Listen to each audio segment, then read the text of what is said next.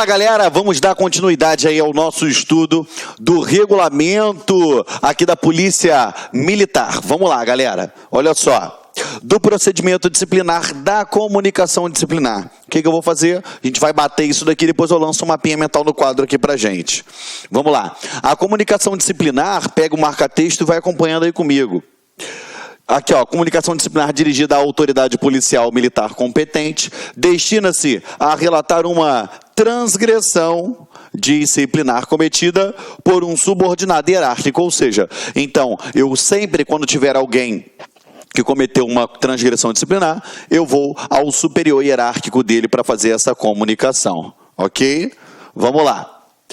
A comunicação disciplinar deve ser clara, concisa e precisa, contendo os dados capazes de identificar as pessoas ou coisas envolvidas, o local, a data, a hora do fato, além de caracterizar circunstâncias que o envolveram, bem como as alegações do faltoso, quando presente, ao ser interpelado pelo signatário das razões das transgressões, sem tecer comentários ou opiniões pessoais. Vamos lá. Então, ela deve ser clara, concisa, precisa, ela tem que ter dados capazes para identificar o quê? Pessoas ou coisas envolvidas, o local, a data e a hora do fato, caracterizar as circunstâncias que o envolveram, bem como as alegações do faltoso, quando presente e ao ser interpelado o signatário das razões, das transgressões, ele não pode tecer nenhum comentário ou opinião pessoal.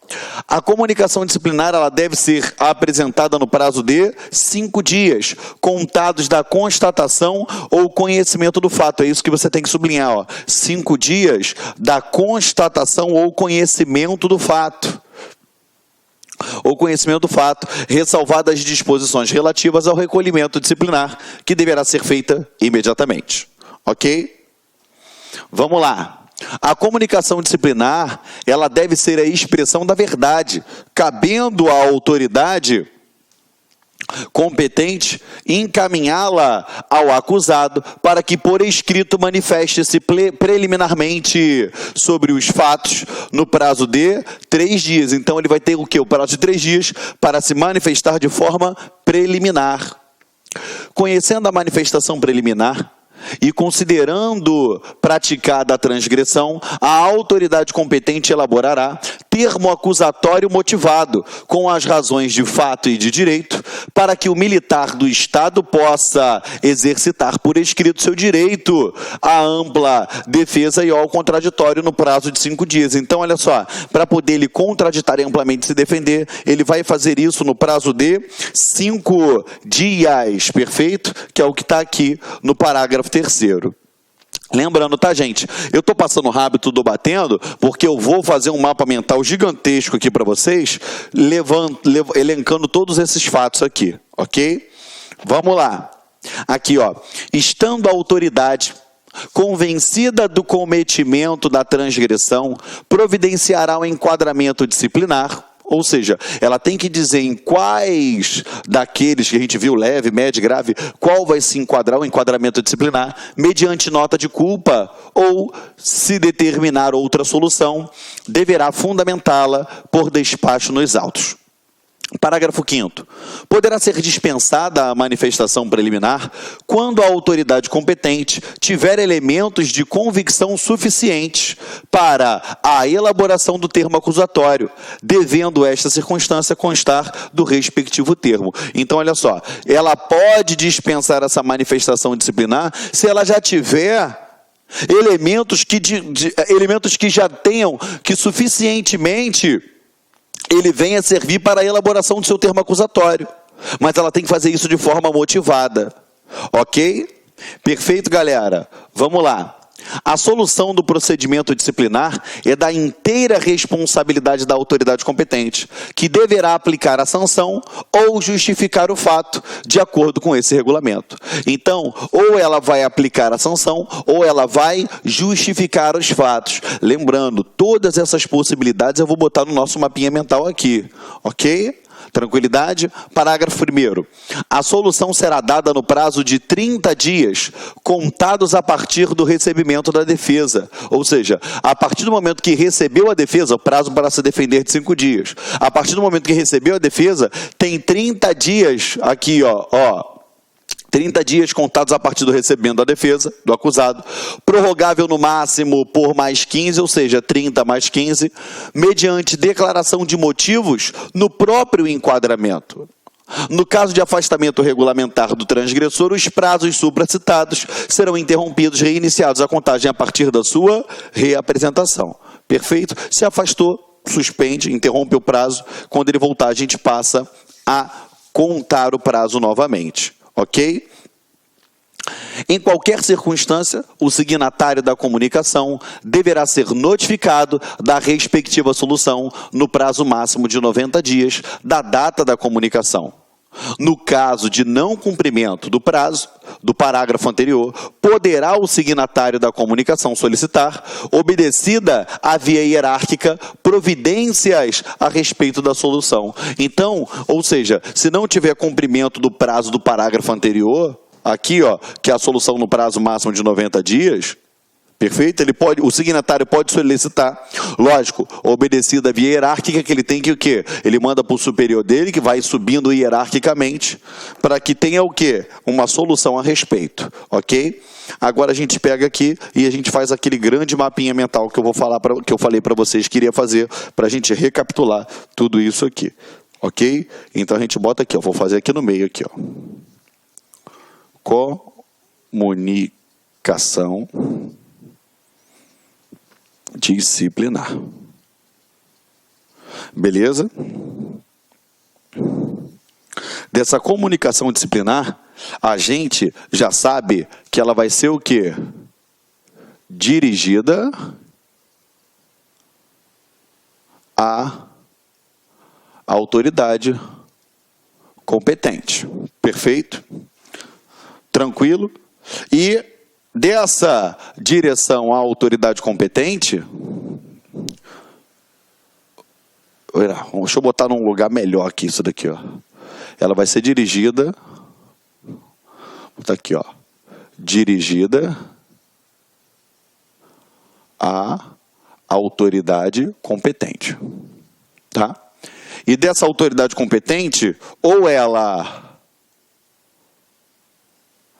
aplica a sanção ou justifica o fato, beleza? Ou aplica a penalidade, a sanção, ou justifica o fato. Tranquilo? A gente sabe também que ela tem que ser o quê? Clara. A gente sabe também que ela tem que ser o quê? Concisa. A gente sabe que ela tem que ser precisa. Tranquilo? Aqui,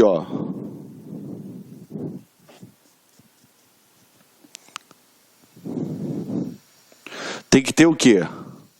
Dados que identifiquem.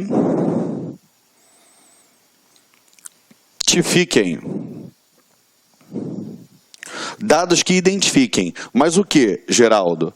Vamos lá. A gente bota aqui, pessoas, coisas, locais,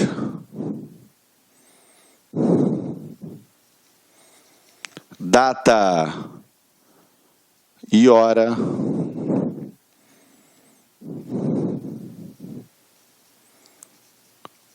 circunstâncias que envolveram. Perfeito?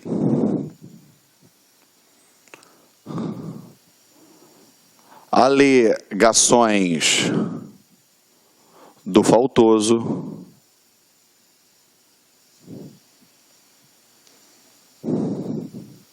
tem que ter também as razões da transgressão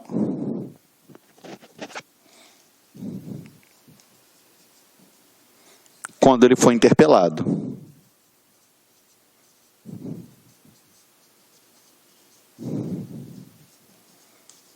Beleza? Então vamos lá. Ela tem que conter alguns dados, beleza?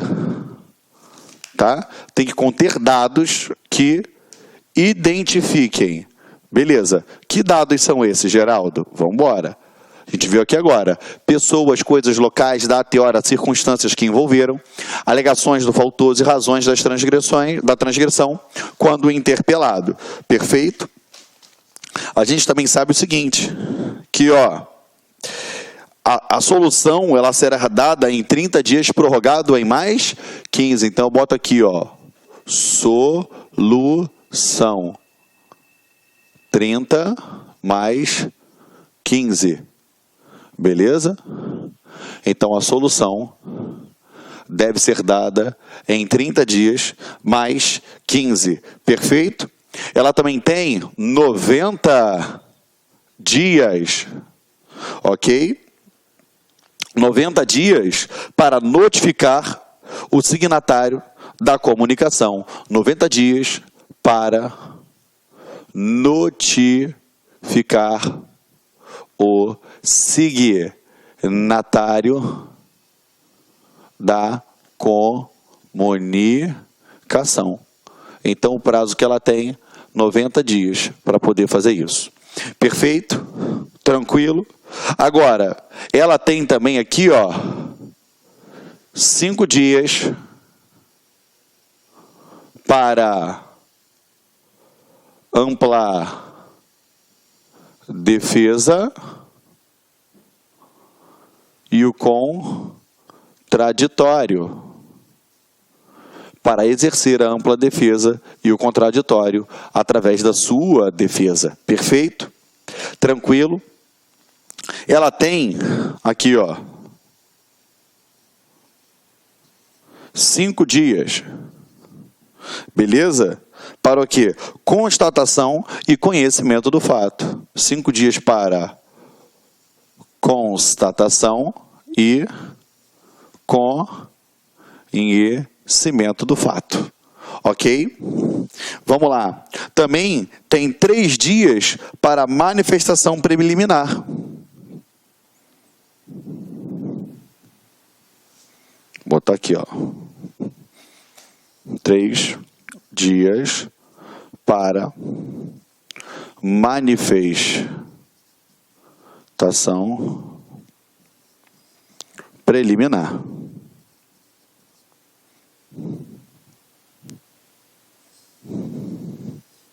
Vamos lá. E aqui, essa comunicação, ela serve para o quê? Para relatar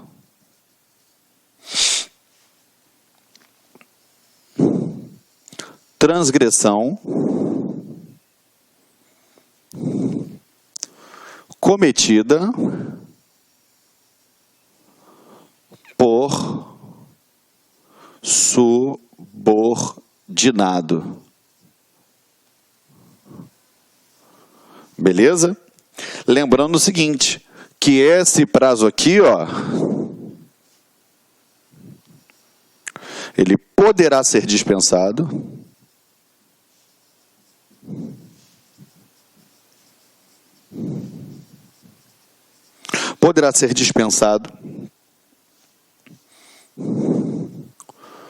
quando a autoridade tiver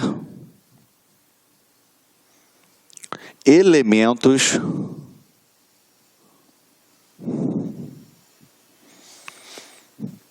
de convicção,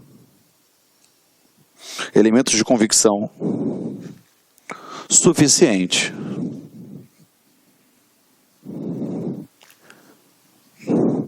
para a elaboração do termo acusatório. Foi? Vamos lá então. Olha só. Vem comigo. A comunicação disciplinar, primeira coisa, ela serve para o quê? Relatar uma transgressão disciplinar que fora cometida por um subordinado. Lembrando que ela tem que ser dirigida à autoridade competente e a autoridade competente ou aplica a sanção ou justifica o fato.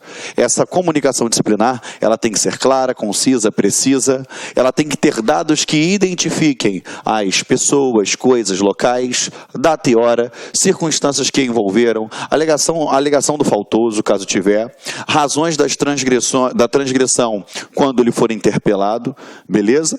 E a administração vai ter 5 dias a partir da constatação ou do conhecimento. Ela tem que dar solução nisso, o quê? Em 30 dias, prorrogável por mais 15. E ela tem 90 dias para notificar o signatário da comunicação. O prazo é de 5 dias para ampla defesa e contraditório, mas ela também pode mandar para ele de forma preliminar se manifestar em 3 dias, mas isso daqui pode ser dispensado caso ela tenha elementos suficientes de convicção para poder fazer o quê?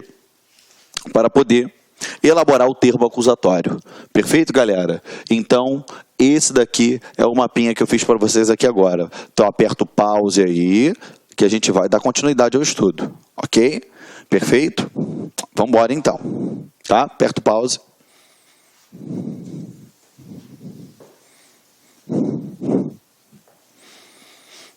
Eu sei que é muito detalhe que a gente tem que lembrar, mas se você todo dia der uma revisadinha nesses mapinhas mentais que nós estamos fazendo aqui, se você todo dia fizer isso, a gente vai conseguir ter todas essas informações no dia da prova, ok? Vamos lá.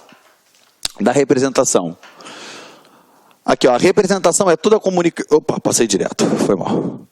Representação é toda a comunicação que se referir a ato praticado ou aprovado por superior hierárquico ou funcional, que se repute irregular, ofensivo, injusto ou ilegal. Então, falou em representação, esse ato ele tem que se reputar irregular, ofensivo, injusto ou ilegal. Irregular, ofensivo, injusto ou ilegal. São 3 I's e um O, ok? Injusto, ilegal, irregular e ofensivo. É só lembrar assim, ó. Oi, ofensivo, injusto, irregular e ilegal, ok? A representação será dirigida à autoridade funcional imediatamente superior àquela contra a qual é atribuída a prática do ato irregular, ofensivo, injusto ou ilegal. Simples. Se você está atribuindo um ato injusto, ofensivo ou ilegal, eu vou fazer o quê? Eu vou direcionar a autoridade superior, beleza? Aquela autoridade. Lembrando, tramita pela via hierárquica, ok? A representação contra ato de disciplina, ela será feita somente após solucionados os recursos disciplinares previstos nesse regulamento e desde que a matéria recorrida verse sobre legalidade de ato praticado. A representação nos termos do parágrafo anterior será exercida nos prazos estabelecidos lá no parágrafo 1º do artigo 62, que a gente já vai chegar mais à frente. O prazo para encaminhamento da representação será de 5 dias, contados do ato ou do fato que motivar aquela representação. Perfeito? Sem mais delongas, a gente vai adiante para o capítulo 8. Da competência, do julgamento, da aplicação e o cumprimento das sanções disciplinares, beleza? Então a gente vai analisar a competência, quem serão as autoridades competentes para aplicar determinadas sanções, como será feito esse julgamento, como será a aplicação das penalidades e o cumprimento das sanções disciplinares. Da competência, seção 1, artigo 31. A competência disciplinar ela é inerente ao cargo, função ou posto. Então grava, ela é inerente ao cargo, função ou posto. Sendo a autoridade competente para aplicar a sanção disciplinar, pensa, quem pode mais, pode menos, ok? Quem pode mais, pode menos. O governador do estado, a todos os militares do estado sujeitos a esse regulamento, ou seja, o governador pode aplicar penalidade a qualquer um, ok? Mas vamos descendo. Ao secretário de Segurança Pública, ao comandante-geral, e o comandante-geral, a todos os militares do estado sujeitos a esse regulamento, exceto o chefe da Casa Militar. O subcomandante da Polícia Militar, a todos os integrantes do seu comando e as unidades subordinadas e as praças inativas. Os oficiais da ativa e da Polícia Militar, do posto de coronel, capitão, a capitão, aos militares do Estado que estiverem sob o seu comando ou integrantes da OPM subordinadas. Aqui, ó, parágrafo 1º, o secretário de Segurança Pública e o comandante-geral da Polícia Militar compete conhecer das sanções disciplinares aplicadas aos inativos em grau de recurso, respectivamente, se oficial ou praça. Lembra lá atrás que, quando eu falei da demissão, que cabe ao governador conhecer a título de recurso, quando aplicado pelo secretário de Segurança Pública? É a mesma coisa. Você tem que entender o seguinte, lá, quando se tratar de demissão, ele está dizendo o quê? Que eu vou levar para o governador a título de recurso. Aqui você tem que entender que sempre vai tramitar na via hierárquica. Eu tenho governador, eu tenho secretário de Segurança Pública, eu tenho o governador, o comandante-geral da PM, e eu tenho os oficiais que de título de coronel, que tem um comando, que tem um posto. Eu tenho uma estrutura hierarquizada, perfeito? Tem que ficar atento nisso daí, tá bom? Não pode dar mole. Aos oficiais, quando no exercício interino das funções de posto igual ou superior ao de capitão, ficará atribuída a competência prevista lá no inciso 4 desse artigo, que a gente mencionou lá atrás, fica nesse aqui do inciso 4, tá? Vamos lá. 2 limites de competência das autoridades. O governador do Estado ele é competente para aplicar todas as sanções disciplinares previstas nesse regulamento, cabendo às demais autoridades as seguintes competências. Mais uma vez eu digo para você, quem pode mais, pode menos. Se ele pode aplicar as maiores, é óbvio que ele pode aplicar as menores. E agora ele começa a dar regra. Por quê? Porque para cima não pode, pode para baixo. Entendeu? Pensa, a chuva só cai lá de cima, tá? Ao secretário de Segurança Pública e ao comandante-geral, todas as sanções disciplinares, exceto a demissão de oficiais. Por quê? Demissão de oficial será aplicado pelo governador. Se lembra lá atrás que cumpre aqui, ó, ao governador. Vamos lá.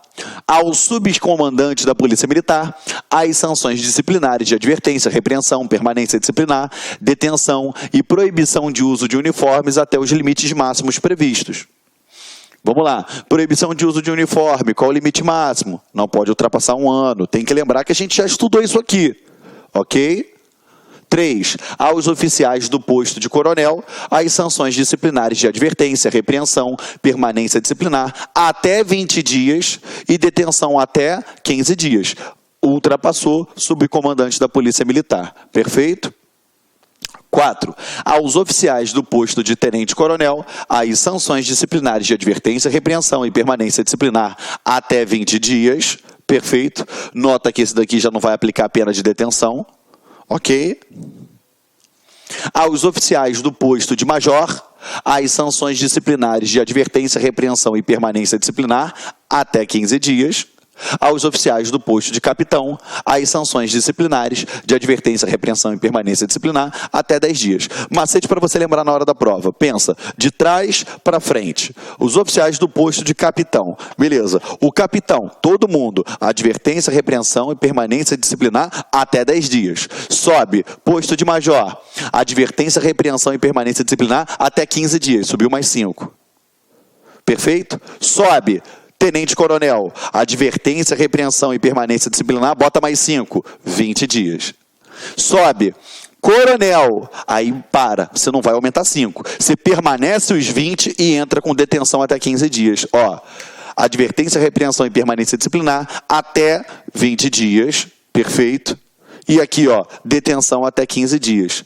O subcomandante da Polícia Militar, qualquer penalidade aqui, ó, até os limites máximos, perfeito? Lembrando que ele não vai aplicar a penalidade de demissão. E o secretário de Segurança Pública, todas as sanções, exceto a demissão de oficial. Perfeito, galera? Então a gente viu essa esquematização para você não, que toda vez que você for estudar em casa, vai do 32 até o 33, né, até o inciso 6º aqui, e depois você volta matando de 15 em 15 e depois aumenta lá direitinho. Perfeito, meus amigos? Foi ou não foi? Vamos lá. Do julgamento. Na aplicação das sanções disciplinares serão sempre considerados a natureza, a gravidade e os motivos que determinaram os danos causados. Vamos lá. O que eu vou considerar? A natureza, a gravidade, Perfeito? Os motivos determinantes, os danos causados, a personalidade e os antecedentes do agente e a intensidade do dolo ou do grau ou culpa. Então isso deve ser analisado. Cara, puxa uma seta aqui e escreve importante para caramba. Esse artigo 33 ele pode cair na tua prova muito forte, porque na hora que eu aplico a penalidade eu tenho que levar em consideração tudo isso. E isso daqui é de suma importância, você tem que lembrar na hora da tua prova. Vamos lá. Não haverá aplicação de sanção disciplinar quando for reconhecida qualquer das seguintes causas de justificação. Ou seja, se eu tiver uma causa de justificação, não há de se falar em aplicabilidade de sanção. E quais são essas causas de justificação? Motivo de força maior ou caso fortuito, plenamente comprovado. Benefício do serviço da preservação da ordem pública ou do interesse público. Legítima defesa própria ou de outrem. Obediência à ordem superior, desde que a ordem recebida não seja manifestamente ilegal, porque se for manifestamente ilegal, não deve ser cumprida. Então você dá uma ticada nesse inciso 4 aqui, que é muito importante você lembrar. Uso de força para compelir o subordinado a cumprir rigorosamente seu dever no caso de perigo, necessidade urgente, calamidade pública ou manutenção da ordem e disciplina. Ou seja, está no meio do tiroteio, você usa da força para fazer com que o seu subordinado ele tome uma postura diante daquela situação ofensiva que a equipe está sofrendo. Perfeito? Aqui, ó, artigo 35, são circunstâncias atenuantes. Cuidado, até então eram circunstâncias aqui, ó, que faziam o quê? Ó, não haverá aplicação da sanção. Era uma causa de justificação, ou seja, justificava e não aplicava penalidade. Agora eu vou atenuar, mas não quer dizer que não vá ser aplicada. Estar no mínimo no bom comportamento, ter prestado serviços relevantes, ter admitido a transgressão de autoria ignorada ou se conhecida, imputada a outra, ou seja, ele foi lá, não sabem quem cometeu a transgressão, ele mata no peito e fala assim, ó, sou eu, foi eu que fiz. Ou seja, ele vai ter uma circunstância atenuante. Ou então, estava sendo atribuído ao Joãozinho, ele mata no peito e fala, foi eu quem pratiquei esse ato. Perfeito? Ele vai ter uma circunstância atenuante. Vamos lá. Ter praticado a falta para evitar mal maior, ter praticado a falta em defesa de seus próprios direitos ou de outrem, ter praticado a falta por motivo de relevante valor social, não possuir prática no serviço, colaborar na apuração da transgressão disciplinar. Perfeito? Então isso daqui são circunstâncias atenuantes. Então vamos lá. Eu tenho causas de justificação, onde eu não aplico pena. Eu tenho circunstâncias atenuantes, onde dá uma abrandada na pena. E agora a gente entra na circunstância agravante, aquela que potencializa a aplicabilidade da pena. Tá? São circunstâncias agravantes. Mau comportamento, prática simultânea ou conexão de duas ou mais transgressões. Reincidência específica, cuidado, tá? O que é reincidência? Eu 2 vezes cometi uma penalidade média, uma infração média. Reincidência específica, foram 2 vezes a mesma coisa especificamente. Perfeito? Fiquem atentos para isso aí, porque na prova ele joga só o reincidência e a gente cai no erro, tá bom? Conluio de 2 ou mais pessoas. Ter sido a falta praticada durante a execução do serviço, ter sido a falta praticada em presença de subordinado, de tropa ou civil, perdão pelo soluço, perfeito? Se foi na frente do subordinado, de tropa ou de civil, isso aí é uma circunstância agravante. Ter sido a falta praticada com abuso de autoridade, hierarquia ou funcional. Parágrafo 1º. Não se aplica circunstância agravante prevista lá no inciso 5, quando pela sua natureza a transgressão seja inerente à execução do serviço. Ou seja, se foi inerente à execução do serviço, isso aqui, ó, ter sido praticada durante a execução do serviço, ou seja, se foi inerente à execução do serviço, não há de se falar naquela agravante, ok? E parágrafo 2º aqui, ó, considera-se reincidência específica o enquadramento da falta praticada no mesmo item dos previstos no artigo 13 ou no item 2, parágrafo 1º desse artigo, ou seja, se ele foi no mesmo item, foi o item 27, ele cometeu 2 vezes o item 27, show de bola. O que vai acontecer é uma transgressão específica, é uma reincidência específica.